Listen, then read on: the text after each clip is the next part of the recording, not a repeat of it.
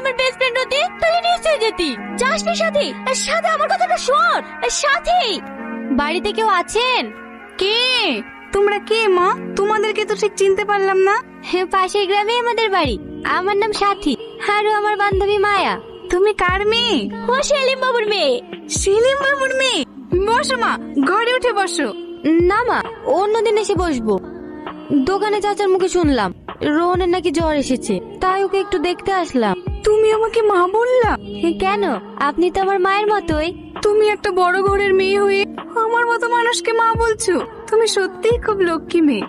বলুন না, রোহন কোথায়? ও ঘরের ভেতরে শুয়ে আছে। যাও মা, তোমরা ঘরে উঠে বসো। তুমি এইখানে কেন? জানো রোহন, একটা রাজকন্যা ছিল যে সারাদিন প্রাসাদের ভেতরেই বন্দী হয়ে থাকতো। একদিন সেই রাজকন্যাটি তার প্রাসাদের বাইরে বেরিয়ে একজন ছেলেকে দেখলো, যে ছেলেটির হাসিতে এক অদ্ভুত মায়া।